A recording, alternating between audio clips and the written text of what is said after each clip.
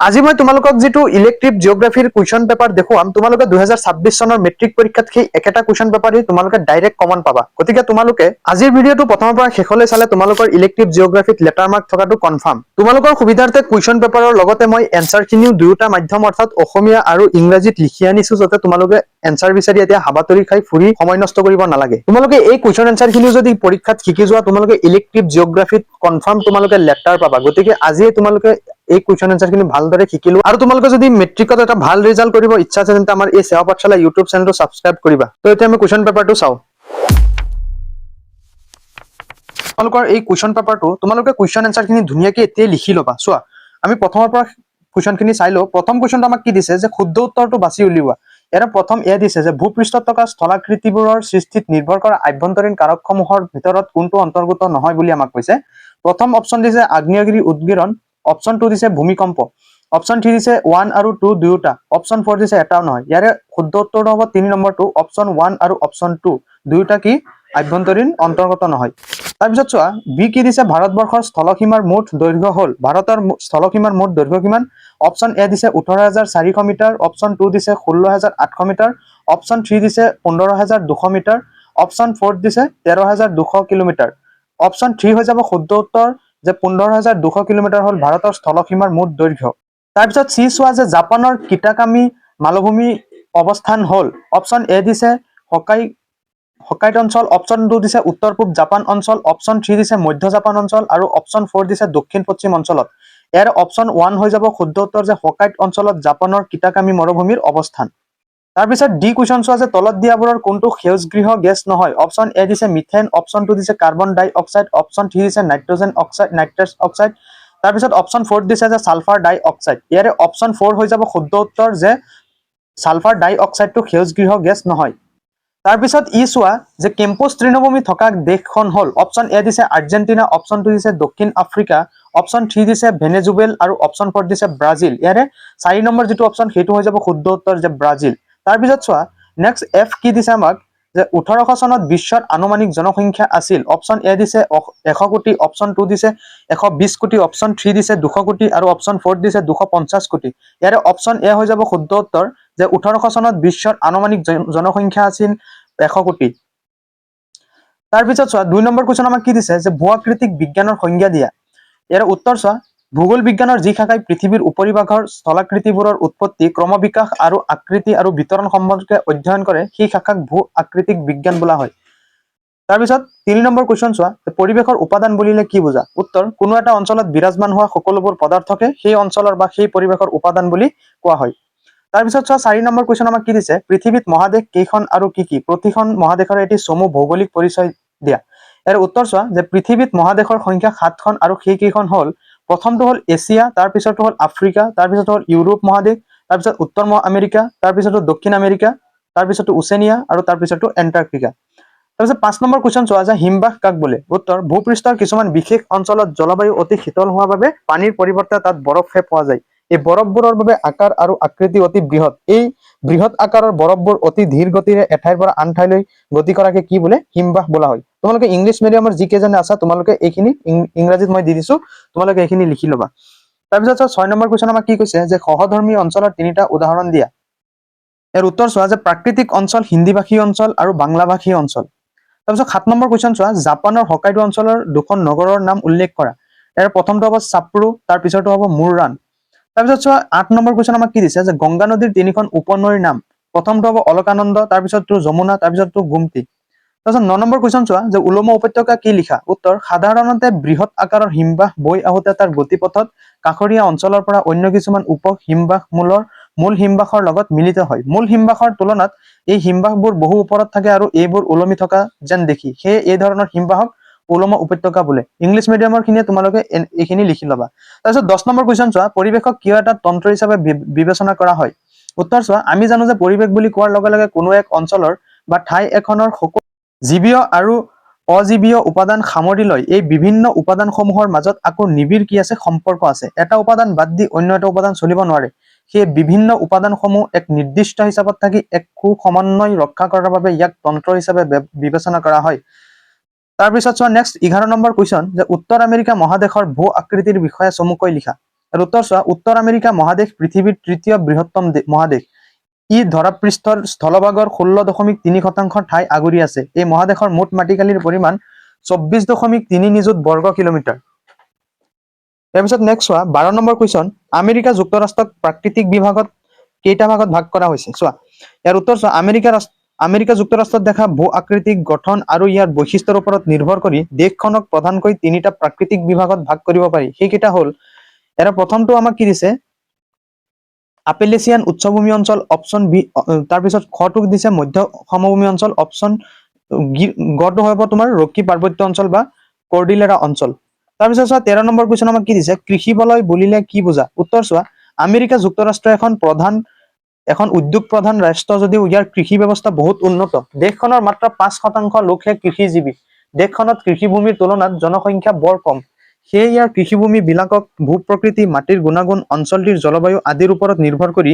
কিছুমান বলয়ত ভাগ কৰি লোৱা হৈছে যিবোৰত কিছুমান বা এক বিশেষ শস্যৰ ওপৰত গুৰুত্ব প্ৰদান কৰি কৃষি কাৰ্য কৰা হয় এনে ধৰণৰ বলয়সমূহ কৃষি বলয় বোলা হয় তাৰপিছত নেক্সট চোৱা 14 নম্বৰ কুৱেশ্যন আমাক কি দিছে আমেৰিকা যুক্তৰাষ্ট্ৰৰ প্ৰধান ঔদ্যোগিক অঞ্চলকেইটা কি কি ইয়াৰ উত্তৰ চোৱা আমেৰিকা যুক্তৰাষ্ট্ৰৰ বিভিন্ন ঠাইত বিভিন্ন প্ৰকাৰৰ সম্পদ পোৱা যায় সেইবোৰৰ ভিতৰত খনিজ সম্পদই উল্লেখযোগ্য দেশখনত পোৱা সম্পদসমূহৰ ওপৰত ভিত্তি কৰি ইয়াত বিভিন্ন ঠাইত কেইবাটাও ঔদ্যোগিক অঞ্চল দেখিবলৈ পোৱা যায় দেশখনত পোৱা প্ৰধান উদ্যোগ অঞ্চলকেইটা হ'ল প্ৰথমতে চোৱা যে উত্তৰ পূব উদ্যোগ অঞ্চল তাৰপিছতো হৈছে দক্ষিণ ঔদ্যোগিক অঞ্চল তাৰপিছতো হৈছে প্ৰশান্ত উপকূলীয় উদ্যোগ অঞ্চল এতিয়া চোৱা 15 নম্বৰ কুৱেশ্যন আমাক কি দিছে যে বাহ্যিক প্ৰক্ৰিয়াৰ সংজ্ঞা দিয়া ইয়াৰ উত্তৰ চোৱা ভূপৃষ্ঠত থকা স্থলাকৃতিবোৰৰ সৃষ্টি বহুতো প্ৰক্ৰিয়াৰ ওপৰত নিৰ্ভৰ কৰে ইয়াৰে কিছুমান বাহ্যিক প্ৰক্ৰিয়া আৰু অন্যান্য কিছুমান বাহ্যিক প্ৰক্ৰিয়া আৰু আভ্যন্তৰীণ প্ৰক্ৰিয়া বাহ্যিক প্ৰক্ৰিয়া বা কাৰকবোৰৰ ভিতৰত বতাহ বৰষুণ নদ নদী হিমবাহ সাগৰৰ ঢৌ আদি প্ৰদান তাৰপিছত 16 নম্বৰ কুৱেশ্যন চোৱা আমাক কি কৈছে মৰুদ্যান কাক বোলে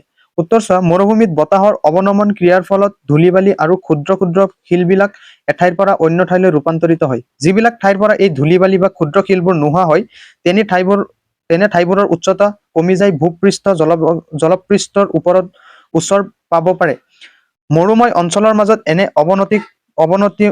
অৱনমিত ঠাইক কি বোলে মৰুদ্যান বোলা হয় তাৰপিছত চোৱা 17 নম্বৰ কুৱেশ্যন আমাক কি দিছে যে পৰিৱেশৰ ওপৰত নিৰ্বনীকৰণৰ প্ৰভাৱ সম্পৰ্কে এটি টোকা লিখা এৰ এনসাৰ চোৱা যে নিৰ্বনীকৰণৰ ফলত মানৱ সমাজক অনেক সমস্যাই চিন্তাত পেলাইছে অৱশ্যে নিৰ্বনীকৰণৰ ফলত মানৱ সমাজে অৰ্থনৈতিকভাৱে যথেষ্ট উন্নতিও লাভ কৰিছে বননি ধ্বংস কাৰ্যৰ ফলত মৰুভূমিবোৰৰ প্ৰসাৰ ঘটিছে পাৰ্বত্য অঞ্চলত ভূমিস্খলনৰ সমস্যা বাঢ়িছে আৰু নিৰক্ষীয় চিৰসেউজীয়া অৰণ্য বেয়াকৈ হ্ৰাস পাইছে তোমালোকে এই ইংলিছ মিডিয়ামৰ খিনিয়ে এই ইংলিছটো লিখি ল'বা তাৰপিছত 18 নম্বৰ কুৱেশ্যন চোৱা কি কৈছে জাপানৰ মুখ্য চাৰিটা প্ৰাকৃতিক বিভাগৰ নাম লিখা উত্তৰ চোৱা জাপানৰ প্ৰধান প্ৰাকৃতিক বিভাগ চাৰিটা হ'ল যে হকাইডো অঞ্চল তাৰপিছত উত্তৰ পূব জাপান অঞ্চল তাৰপিছত মধ্য জাপান অঞ্চল তাৰপিছত হ'ব দক্ষিণ পশ্চিম জাপান অঞ্চল 19 নম্বৰ কুৱেশ্যন চোৱা প্ৰাকৃতিক অঞ্চলৰ সংজ্ঞা দিয়া উত্তৰ চোৱা ভূপৃষ্ঠৰ সকলো ঠাইৰে পৰিৱেশ একে নহয় পৃথিৱীৰ বিভিন্ন ঠাইত বিভিন্ন পৰিৱেশ পোৱা যায় যদিও বহু অঞ্চলৰ মাজত বহুতো সাদৃশ্যও দেখা পোৱা যায় সেই যিবিলাক অঞ্চলৰ প্ৰাকৃতিক পৰিৱেশৰ মাজত যথেষ্ট মিল আছে বা একে ধৰণৰ হয়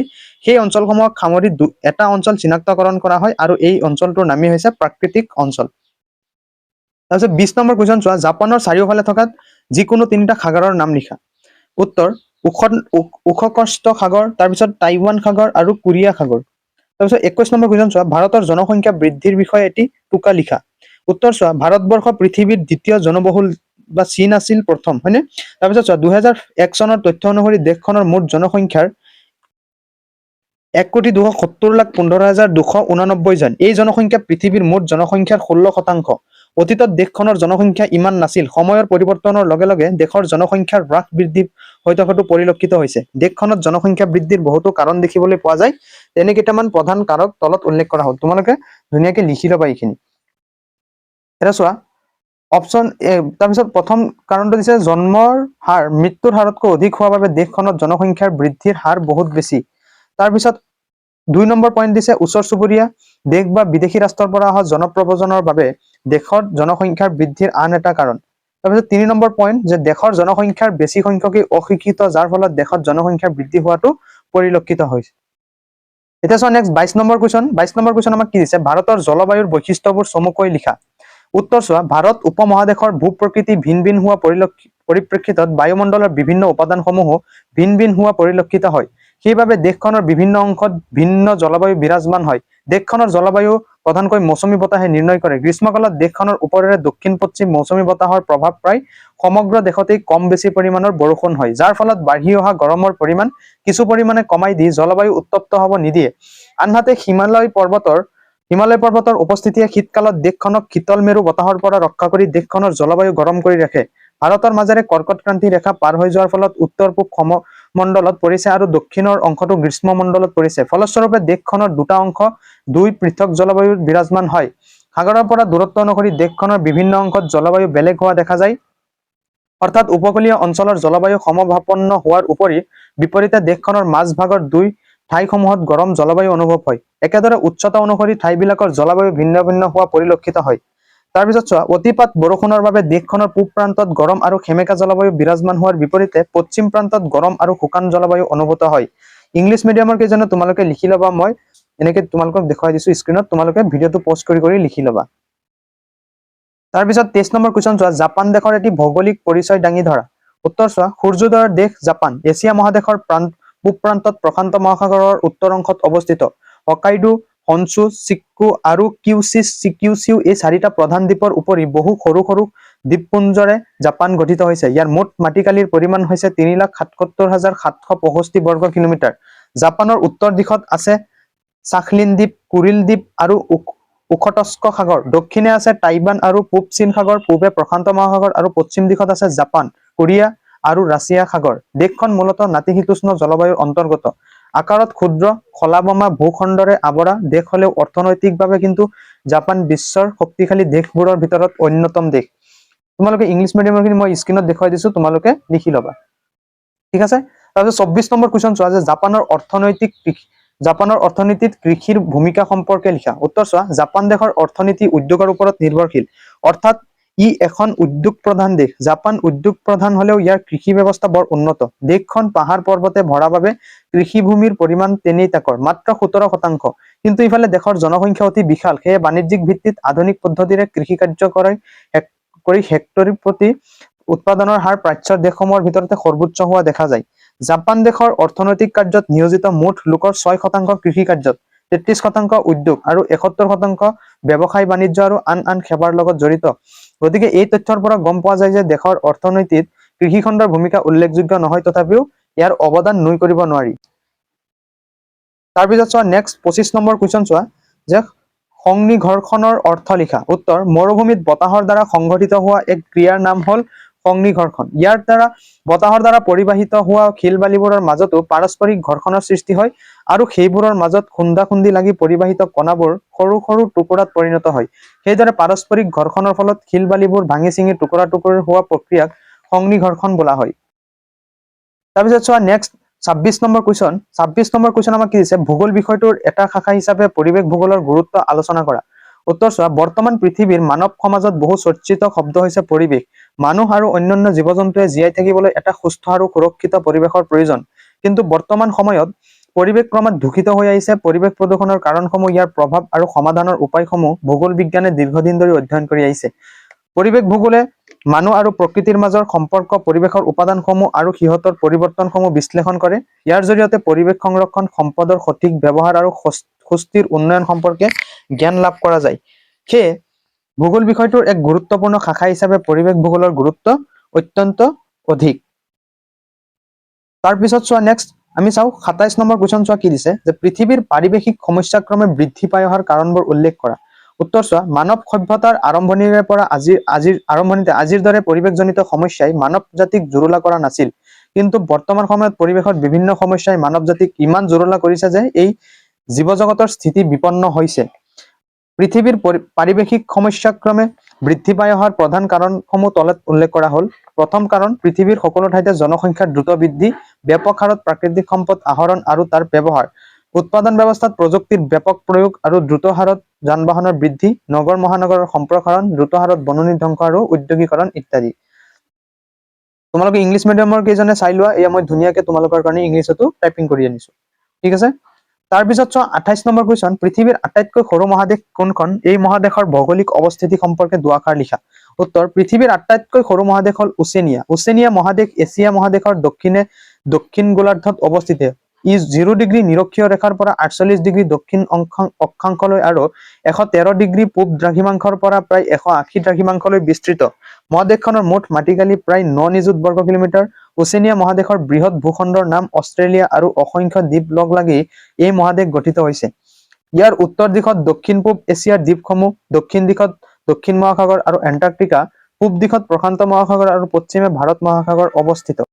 এতিয়া ইংলিছ মিডিয়ামৰ কেইজনে চাই লোৱা, এনচাৰটো মই দি দিছো, ঠিক আছে। তাৰপিছত 29 নম্বৰ কুৱেশ্যন চোৱা, ভাৰতৰ জলবায়ুৰ বৈশিষ্ট্যবোৰ চমুকৈ লিখা। উত্তৰ চোৱা, উত্তৰ মহাদেশৰ ভাৰত মহাদেশৰ ভূ প্ৰকৃতি ভিন ভিন হোৱাৰ পৰিপ্ৰেক্ষিতত বায়ুমণ্ডলৰ বিভিন্ন উপাদানসমূহে ভিন ভিন হোৱা পৰিলক্ষিত হয়। সেইবাবে দেশখনৰ বিভিন্ন অংশত ভিন্ন জলবায়ু বিৰাজমান হয়। দেশখনৰ জলবায়ু প্ৰধানকৈ মৌচুমী বতাহে নিৰ্ণয় কৰে। গ্ৰীষ্মকালত দেশখনৰ ওপৰেৰে দক্ষিণ পশ্চিম মৌচুমী বতাহৰ প্ৰভাৱ প্ৰায় সমগ্ৰ দেশতেই কম বেছি পৰিমাণে বৰষুণ হয়, যাৰ ফলত বাঢ়ি অহা গৰমৰ পৰিমাণ কিছু পৰিমাণে কমাই দি জলবায়ু উত্তপ্ত হ'ব নিদিয়ে। আনহাতে হিমালয় পৰ্বতৰ উপস্থিতিয়ে শীতকালত দেশখনক শীতল মেৰু বতাহৰ পৰা ৰক্ষা কৰি দেশখনৰ জলবায়ু গৰম কৰি ৰাখে। ভাৰতৰ মাজেৰে কৰ্কট ক্ৰান্তি ৰেখা পাৰ হৈ যোৱাৰ ফলত উত্তৰ অংশ সমমণ্ডলত পৰিছে আৰু দক্ষিণৰ অংশটো গ্ৰীষ্মমণ্ডলত পৰিছে। ফলস্বৰূপে দেশখনৰ দুটা অংশ দুই পৃথক জলবায়ুত বিৰাজমান হয়। সাগৰৰ পৰা দূৰত্ব অনুসৰি দেশখনৰ বিভিন্ন অংশত জলবায়ু বেলেগ হোৱা দেখা যায়। অৰ্থাৎ উপকূলীয় অঞ্চলৰ জলবায়ু সমভাৱাপন্ন হোৱাৰ বিপৰীতে দেশখনৰ মাজভাগৰ ঠাইসমূহত গৰম জলবায়ু অনুভূত হয়। একেদৰে উচ্চতা অনুসৰি ঠাইবিলাকৰ জলবায়ু ভিন্ন ভিন্ন হোৱা পৰিলক্ষিত হয়। অতিপাত বৰষুণৰ বাবে দেশখনৰ পূব প্ৰান্তত গৰম আৰু সেমেকা জলবায়ু বিৰাজমান হোৱাৰ বিপৰীতে পশ্চিম প্ৰান্তত গৰম আৰু শুকান জলবায়ু অনুভূত হয়। এই 29 নম্বৰ কুৱেশ্যনটো মই তোমালোকক ইংলিছত লিখি দিছো, চোৱা, ঠিক আছে। তোমালোকে ধুনীয়াকে লিখি ল'বা ইংলিছ মিডিয়ামৰ কেইজনে। তাৰপিছত চোৱা 30 নম্বৰ কুৱেশ্যন কি দিছে, পৃথিৱীৰ বিভিন্ন প্ৰাকৃতিক অঞ্চলত বাস কৰা মানুহৰ জীৱন প্ৰণালীৰ এটি বৰ্ণনা দিয়া। ইয়াৰ উত্তৰ চোৱা, পৃথিৱীত বিভিন্ন প্ৰাকৃতিক অঞ্চলত বাস কৰা মানুহৰ জীৱন প্ৰণালী অঞ্চলভেদে বেলেগ বেলেগ হয়। তলত চমুকৈ উল্লেখ কৰা হ'ল। প্ৰথম হ'ল যে নিৰক্ষীয় অঞ্চল। এই অঞ্চলৰ পৰিৱেশ মানুহৰ স্থায়ী বসবাসৰ বাবে সুবিধাজনক নহয়। অঘৰী আদিবাসীসকলে চিকাৰ, মাছ ধৰা আৰু অৰণ্যৰ পৰা খাদ্য সংগ্ৰহ কৰি জীৱিকা নিৰ্বাহ কৰে। তাৰপিছত চোৱা খ যে মৌচুমী অঞ্চল। এই অঞ্চলত জলবায়ু আৰু মাটিৰ গুণাগুণ ভাল হোৱা বাবে মানুহৰ প্ৰধান জীৱিকা কৃষি, খাদ্য শস্য আৰু অৰ্থশস্য উৎপাদনেই মানুহৰ জীৱন প্ৰণালী। গ চোৱা ক্ৰান্তীয় তৃণভূমি অঞ্চল। পশুপালন মানুহৰ প্ৰধান জীৱিকা। কিছুমান ঠাইত চিকাৰ ধৰা, মাছ আৰু মাকৈ, জোৱাৰ আদিৰ খেতি কৰা হয়। তাৰপিছত চোৱা ঘ চোৱা ক্ৰান্তীয় উষ্ণ মৰুভূমি অঞ্চল। মানুহৰ বসতি পাতল। পশুপালন, বনৰীয়া জীৱ-জন্তু, চিকাৰ আৰু প্ৰাকৃতিক সম্পদ সংগ্ৰহ মানুহৰ প্ৰধান জীৱিকা। উঙ চোৱা যে ভূমধ্য সাগৰীয় অঞ্চল। কৃষি প্ৰধান জীৱিকা। ঘেঁহু, বাৰ্লি, মাকৈ, কপাহ, ধপাত আদি খেতি আৰু ফল মূলৰ খেতি, বিশেষকৈ আঙুৰ খেতি আৰু মদ প্ৰস্তুত কৰা দেখা যায়। প্ৰথম চোৱা যে মধ্য অক্ষাংশৰ মৰুভূমি অঞ্চল। পশুপালন প্ৰধান জীৱিকা। কিছুমান ঠাইত জলসিঞ্চনৰ সহায়ত খেতি কৰা হয় আৰু খনিজ সম্পদ থকা অঞ্চলত উদ্যোগ গঢ়ি উঠে। দ্বিতীয় চোৱা যে মধ্য অক্ষাংশৰ নাতিশীতোষ্ণ অঞ্চল। উন্নত কৃষি ব্যৱস্থা দেখা যায়। ঘন জনবসতি অঞ্চলত কৃষি আৰু পাতল জনবসতি অঞ্চলত বিস্তৃত কৃষি দেখা যায়। বৰ্গীয় চোৱা যে মধ্য অক্ষাংশৰ তৃণভূমি অঞ্চল। পশুপালন, বিস্তৃত কৃষি, মাংস ৰপ্তানি, দুগ্ধ উদ্যোগ আৰু ঊণ উৎপাদন মানুহৰ জীৱিকা। চোৱা যে শীতল সৰলবৰ্গীয় অৰণ্য অঞ্চল। জন্তু চিকাৰ, কাঠ সংগ্ৰহ, কাগজ উদ্যোগ আৰু পশুপালন মানুহৰ জীৱিকা। চোৱা যে শীতল মেৰু অঞ্চল। স্থায়ী বসতি কম। অঘৰী লোকসকলে জন্তু চিকাৰ আৰু মাছ ধৰি জীৱন নিৰ্বাহ কৰে। কিছুমান ঠাইত বলগা হৰিণ পালন কৰা হয়। চোৱা উচ্চ পাৰ্বত্য অঞ্চল। জনবসতি পাতল। পশুপালন, কাঠ ব্যৱসায়, ঠাই সলনি, কৃষি আৰু পৰ্যটন উদ্যোগ মানুহৰ জীৱিকা। এতিয়া তোমালোকে ইংলিছ মিডিয়ামৰ কেইজনে লিখি ল'বা, ঠিক আছে। তাৰপিছত আমি নেক্সট কুৱেশ্যন চাওঁ। নেক্সট কুৱেশ্যন 31 চোৱা 31 কুৱেশ্যন আমাক দিছে গোলকীয় উত্তাপ বৃদ্ধিৰ ফলত উদ্ভৱ হোৱা সমস্যাবোৰৰ এটি আভাস দিয়া। উত্তৰ, গোলকীয় উত্তাপ বৃদ্ধিৰ ফলত পৃথিৱীৰ মানুহৰ লগতে সকলো জীৱ-জন্তুৰ ওপৰত নানা ধৰণৰ সমস্যাৰ সৃষ্টি হ'ব পাৰে। ইয়াৰ কিছু প্ৰধান সমস্যা তলত উল্লেখ কৰা হ'ল যে জলবায়ুৰ পৰিৱৰ্তন, কৃষি ব্যৱস্থাৰ ব্যাপক পৰিৱৰ্তনৰ সম্ভাৱনা, সাগৰ পৃষ্ঠৰ উচ্চতা বৃদ্ধি, মৰুভূমিৰ সৃষ্টি আৰু প্ৰসাৰ, জৈৱ বৈচিত্ৰ্যৰ ওপৰত নেতিবাচক প্ৰভাৱ। তাৰপিছত চোৱা বায়ুমণ্ডলৰ উত্তাপ বৃদ্ধি হোৱাৰ ফলত পৃথিৱীৰ প্ৰচলিত জলবায়ু সলনি হৈ নতুন ধৰণৰ জলবায়ুৰ সৃষ্টি হ'ব পাৰে। ইয়াৰ ফলত কৃষি খণ্ডত আমূল পৰিৱৰ্তন ঘটিব আৰু খাদ্য শস্যৰ উৎপাদন হ্ৰাস হোৱাৰ সম্ভাৱনা আছে। বৰফ গলি সাগৰ পৃষ্ঠৰ উচ্চতা বৃদ্ধি পালে বহু উপকূলীয় অঞ্চল জলমগ্ন হ'ব আৰু বহু মানুহ গৃহহীন হ'ব পাৰে। তদুপৰি মৰুভূমিৰ সৃষ্টি আৰু প্ৰসাৰ বৃদ্ধি পাব পাৰে আৰু বিভিন্ন জীৱ-জন্তুৰ অস্তিত্বৰ ওপৰত গুৰুতৰ প্ৰভাৱ পৰিব পাৰে। এতিয়া তোমালোকৰ ইংলিছ মিডিয়ামৰ কেইজনে লিখি ল'বা। তাৰপিছত আমি 32 কুৱেশ্যনত চাওঁ। 32 আমাক দিছে পানী কিয় বা কেনেকৈ প্ৰদূষিত হয়। পানী প্ৰদূষণৰ পৰা হ'ব পৰা ক্ষতিৰ বিষয়ে চমুকৈ লিখা। ইয়াৰ উত্তৰ চোৱা বায়ুৰ দৰে পানীও সকলো জীৱ-জন্তুৰ অতি প্ৰয়োজনীয় উপাদান। পানী অবিহনে কোনো জীৱ জীয়াই থাকিব নোৱাৰে। বৰ্তমান সময়ত জনসংখ্যা বৃদ্ধি, ঔদ্যোগিকৰণ আৰু মানুহৰ বিভিন্ন কাৰ্যকলাপৰ বাবে পানী ক্ৰমে প্ৰদূষিত হৈ আহিছে। পানী প্ৰদূষিত হোৱাৰ প্ৰধান কাৰণসমূহ হ'ল কল-কাৰখানাৰ পৰা ওলোৱা ঔদ্যোগিক অপদ্ৰব্য মিহলি হোৱা, কৃষিভূমিত ব্যৱহাৰ কৰা ৰাসায়নিক সাৰ আৰু কীটনাশক পানীত মিহলি হোৱা, খনিজ সম্পদ আহৰণৰ ক্ষেত্ৰত অপদ্ৰব্য নদী-নলা বা পানীত সোমোৱা, ঘৰ গৃহস্থলীৰ অপচয় পদাৰ্থ আৰু আৱৰ্জনা পানীত পেলোৱা আৰু তেজস্ক্ৰিয় পদাৰ্থ পানীত মিহলি হোৱা। প্ৰদূষিত পানীৰ পৰা হ'ব পৰা ক্ষতিসমূহ হ'ল মানুহৰ বিভিন্ন বেমাৰ-আজাৰ যেনে ডায়েৰিয়া, টাইফয়েড আদি হ'ব পাৰে। খেতি-পথাৰত খাদ্যশস্যৰ উৎপাদন হ্ৰাস হ'ব পাৰে, মাটিৰ গুণাগুণ নষ্ট হৈ যাব পাৰে, জলজ জীৱ সম্পদৰ ক্ষতি হয় আৰু পৰিৱেশৰ সমতা বিঘ্নিত হয়। তাৰপিছত আমি নেক্সট কুৱেশ্যনলৈ যাওঁ। নেক্সট কুৱেশ্যন 33 কুৱেশ্যন আমাক কি দিছে? আমেৰিকা যুক্তৰাষ্ট্ৰৰ প্ৰাকৃতিক বিভাগত কেইটা বিভাগত ভাগ কৰা হৈছে? প্ৰতিটো বিভাগৰে এটি চমু আভাস দিয়া।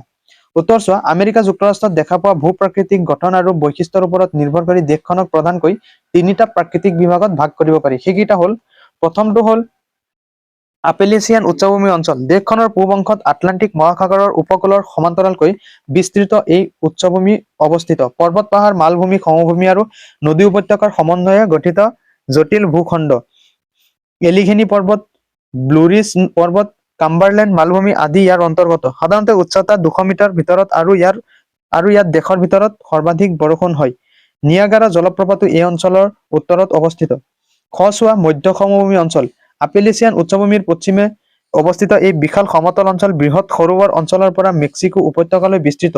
মিছিছিপি আৰু মিচৌৰী নদীৰ লগতে অসংখ্য উপনৈ এই অঞ্চলৰ মাজেৰে বৈ গৈ উৰ্বৰ পলসুৱা মাটি সৃষ্টি কৰিছে। সেই কৃষিৰ বাবে অতি উপযোগী অঞ্চল। ইয়াত উচ্চ সমভূমি, বৃহৎ সৰোবৰ অঞ্চল, মিছিছিপি সমভূমি আৰু মেক্সিকো উপকূলীয় সমভূমি আদি উপভাগত ভাগ কৰা হয়। গছোৱা ৰকি পৰ্বত বা কৰ্ডিলেৰা অঞ্চল। মধ্য সমভূমিৰ পশ্চিমত অৱস্থিত এই ওখ পৰ্বতময় অঞ্চলটো ৰকি পৰ্বত শ্ৰেণীৰ বাবে প্ৰখ্যাত। ইয়াত ওখ পৰ্বত, মালভূমি, উপত্যকা আৰু হ্ৰদ দেখা যায়। বহু ঠাইত পৰ্বতৰ উচ্চতা 200 মিটাৰ ওপৰ।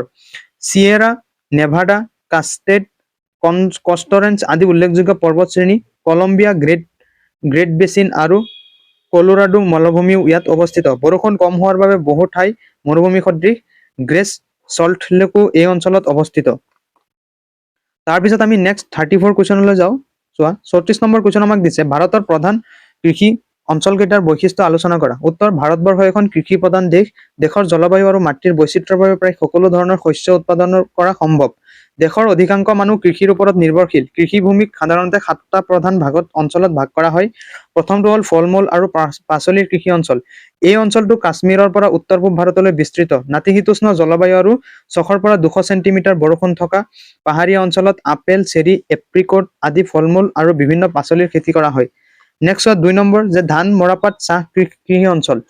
180 পৰা 250 চেণ্টিমিটাৰ বৰষুণ আৰু উষ্ণ জলবায়ু থকা পলসুৱা সমভূমিত এই কৃষি অঞ্চল গঢ় লৈছে। অসম, পশ্চিম বংগ, উৰিষ্যা, বিহাৰ, উত্তৰ প্ৰদেশৰ কিছু অংশত আদি ইয়াৰ অন্তৰ্গত। ধান, মৰাপাট আৰু চাহ প্ৰধান শস্য। তাৰপিছত নেক্সট চোৱা, ঘেঁহু আৰু কুঁহিয়াৰ কৃষি অঞ্চল। মজলীয়া বৰষুণ হোৱা সমভূমি অঞ্চলত এই কৃষি বিস্তৃত। উত্তৰ প্ৰদেশ, পাঞ্জাৱ, হাৰিয়ানা, বিহাৰৰ উত্তৰাংশ আদি ইয়াৰ অন্তৰ্গত। ঘেঁহু, কুঁহিয়াৰ আৰু ধান খেতি কৰা হয়। 4 চোৱা, মিলেট আৰু তেলগুটি শস্য অঞ্চল। 75 পৰা 125 চেণ্টিমিটাৰ বৰষুণ থকা ভগ্ন ভূ প্ৰকৃতি অঞ্চলত মিলেট আৰু তেলগুটি শস্যৰ খেতি কৰা হয়। কৰ্ণাটক, মালভূমি, তামিলনাডু আৰু অন্ধ্ৰ প্ৰদেশৰ কিছু অংশ ইয়াৰ অন্তৰ্গত। 5 চোৱা যে মাকৈ আৰু মোটা দানাযুক্ত শস্য অঞ্চল। কম বৰষুণ আৰু বালিময় মাটি থকা অৰ্ধমৰু অঞ্চলত জলসিঞ্চনৰ সহায়ত মাকৈ আৰু মোটা দানা শস্যৰ খেতি কৰা হয়। পশ্চিম ৰাজস্থান আৰু উত্তৰ গুজৰাট এই অঞ্চলৰ অন্তৰ্গত। তাৰপিছত 6 নম্বৰ চোৱা যে কপাহ কৃষি অঞ্চল। দাক্ষিণাত্য মালভূমিৰ কলা মাটি আৰু 75 পৰা 100 চেণ্টিমিটাৰ বৰষুণ থকা অঞ্চলত কপাহ খেতি কৰা হয়। গুজৰাট আৰু মহাৰাষ্ট্ৰ এই অঞ্চলৰ মুখ্য অংশ। 7 নম্বৰ চোৱা, মছলাজাতীয় আৰু ৰোপণ শস্য অঞ্চল। 250 চেণ্টিমিটাৰতকৈ অধিক বৰষুণ হোৱা পশ্চিম উপকূলীয় অঞ্চল। আন্দামান, নিকোবৰ আৰু লাক্ষাদ্বীপত জালুক, ইলাচি, কফি, ৰবৰ আদি ৰোপণ শস্য উৎপাদন কৰা হয়। ঠিক আছে, এতিয়া আমি নেক্সট কুৱেশ্যনটোলৈ আগবাঢ়ো। নেক্সট 35 কুৱেশ্যনটো চোৱা। তাৰ মাজতে তোমালোকে ইংলিছ মিডিয়ামৰ কেইজনে লিখি লোৱা। 35 নম্বৰ কুৱেশ্যন আমাক দিছে যে ভাৰতবৰ্ষৰ এখন আৰ্হি মানচিত্ৰ অংকন কৰা আৰু তলত দিয়াবোৰ বহুৱা। প্ৰথমতে আমাক চেন্নাই, আইজল, ছিকিম, নৰ্মদা। তোমালোকে ভাৰতৰ মানচিত্ৰটো কেনেকৈ আঁকিব লাগে শিকি ল'বা তাৰপিছত এই বস্তুখিনি কেনেকৈ বহুৱাব লাগে তোমালোকে জানাই তোমালোকে এই বস্তুখিনি এনেকৈ বহাই ল'বা তোমালোকৰ হৈ যাব গতিকে আজিৰ কুৱেশ্যন পেপাৰটো ইমানখিনিয়ে আছিল সো তোমালোকৰ পৰীক্ষাৰ কাৰণে অল দা বেষ্ট তোমালোকৰ বাকি আটাইকেইটা সাবজেক্টৰ কুৱেশ্যন পেপাৰ মই এনেকৈ আমাৰ এই সেৱা পাঠশালা ইউটিউব চেনেলটোত আপলোড কৰি থৈছো গতিকে তোমালোকে এতিয়া আমাৰ এই সেৱা পাঠশালা ইউটিউব চেনেলটো সাবস্ক্ৰাইব কৰা আৰু তোমালোকৰ কুৱেশ্যন পেপাৰৰ পিডিএফৰ কাৰণে সেৱা পাঠশালা হোৱাটছআপ চেনেলত তোমালোকে জইন হৈ ল'বা হোৱাটছআপ চেনেলৰ লিংক মই পিন কমেণ্টত দি দিম